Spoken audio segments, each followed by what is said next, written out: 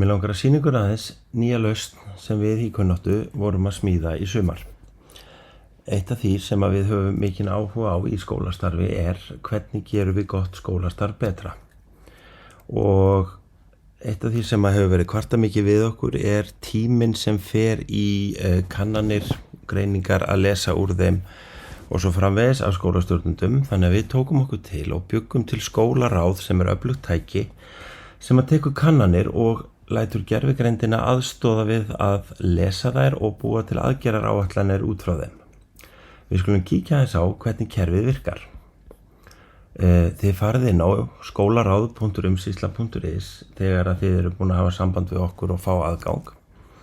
Og kerfið virkar á mjög einfaldan hátt. Við byrjum á því að hlaða upp könnun. Og þetta eru kannanirnar ykkar sem að þið eru að fá annarkvort beint úr skólapúlsinum eða ykkar eigin kannanir. Það skiptir ekki máli, kerfið les allar kannanir sem gerðar eru. Ég nægi könnunina, ég vel tegund könnunarinnar og ártalið og það sem ég geri núna að ég hleð könnuninni upp. Þegar hún búin að því, þá kem ég á þessa blaðsíðu hér og segi við hana þú átt að greina skjalið með gervigreind. Hún segir þér að hún sé að fara að senda skjalið til gervigreindarinnar, þetta getur tekið nokkuð tíma og ég íti hér á hefja greiningu. Kosturinn við það að gera þetta svona heldur en að hlaða þessu bara sjálfur upp í gervigreind svo að tengingin okkar við Claude, við Anthropic þess eðlis að gervigreindin man ekkert af því sem sett upp og engin gögn geymast notar gervigreindin gögnin okkar til að læra af þeim. Þannig að gögnin ykkar eru örugg. Kerfið hýst á Íslandi og þið ættu að vera algjörlega örugg með gögnin ykkar hérna inni.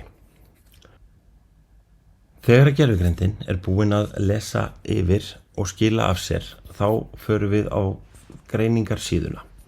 Og á greiningarsíðunni sjáum við að við fáum helstu niðurstöður, við fáum styrkleika og tækifæri til umbóta og hún raðar því mjög brýnt og brýnt til athugunar og svo framvegis eftir því hversu langt frá landsmeðaltalinu niðurstöðunar eru. Og eins og þið sjáið hér að hún fann 6 styrkleika sem við erum að skara fram úr og 7 atriði til umbóta. Þetta til dæmis nóg fyrir marga að fá bara út úr niðurstöðum könnunarinnar en við hugsuðum með okkur að fyrst við værum búin að koma þessu inn í kerfið og búin að fá niðurstöður.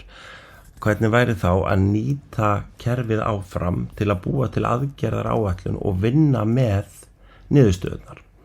Þegar þið eru komin hér inn í greiningar, þá getið þið ítt hér á búa til aðgerðaráætlun og hérna hún sýnir ykkur yfirlitið og ég íti hér á búa til með Claude og búa til aðgerðaráætlun og hún sendir könnunina núna aftur til gervigreindarinnar með þeim skilaboðum að taka þessa 7 hluti sem að hún fann að þyrfti að bæta og búa til aðgerðaráætlun út frá þessum 7 hlutum. Þetta ekki bara aðgerðaráætlun þar sem búið að lista upp 7 hluti, heldur kemur hún líka með raunhæfar leiðir til úrbóta sem að þið getið annarkvort haldið áfram, farið eftir, breytt og aðlagað eða hreinlega bara hent út og búið til ykkar eigin. En markmiðið með þessu að straumlínulaga þetta ferli frá því að könnunin kemur í ykkar hendur þangað til að þið farið að vinna með niðurstöðurnar úr henni. Þegar að aðgerðaráætlunin tilbúin, þá vista ég hana og þá ég komin hér inn á aðgerðaráætlana síðuna og ég get sem sagt séð núna öll þessi 7 atriði, þau eru ekki hafin. Ég get dregið þau á milli og sagt að þessu atriði lokið, þetta atriði í vinnslu og svo framvegis. Ég get líka farið og séð þau í lista og hún raðar þeim eftir hvað í vinnslu, ekki hafið og lokið. eða þá í tímalínu þegar ég er búinn að fara inn í hvert atriði og tímasetja hvenær því á að vera lokið.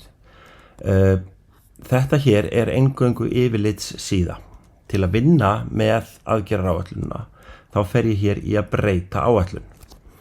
Og hér inni koma öll spjöldin 7 og það sem ég get gert til dæmis er að ég fer inn í spjaldið og ef ég vil ekki nota þetta, ef ég ætla ekki að vinna með þetta atriði af því að það er bara ekki tími eða ég tel að það sé ekki mikilvægt, þá hendi ég því bara.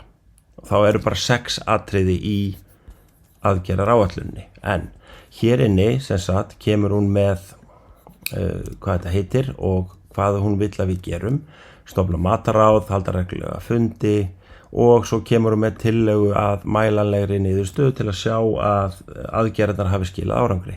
Ég get editað alla þessa reiti, ég get sagt hérna sá sem ber ábyrgð er skólastjóri og matráður. Þetta á að vera búið, hvað ég var að segja, nú er náttúrulega könnun síðan í fyrra. Ég vil að þetta sé búið í janúar, miðjan janúar. Þetta verk er í vinnslu af því ég færði það yfir munið áðan og forgangurinn og ég get svo stilt hann hérna. Síðan get ég sett inn komment hérna og þau vistast og ég get líka sett inn verkþætti. Boða aðila á fund,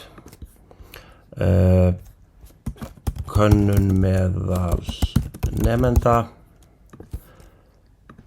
stofna matarráð og núna eru til dæmis komnir 3 verkþættir og þið sjáu að framvinda er 0%. Þegar að þið eru búin að stilla upp verkþáttunum, hvað þið ætlið að gera til að mæta þessum niðurstöðum, þá getið þið einfaldlega hakað þetta við og þá sjáu að framvindan er orðin 33%. Við förum út úr þessu spjaldi og núna er komin hérna progress hringur þar sem ég get fylgst með stöðunni á hverju einasta verkefni eða semst hverjum einasta atriði úr aðgerðaráætlunni og við teljum að með þessu ætti að vera þetta verði mun skilvirkari leið til að vinna með niðurstöður kannana og bæta skólastarf.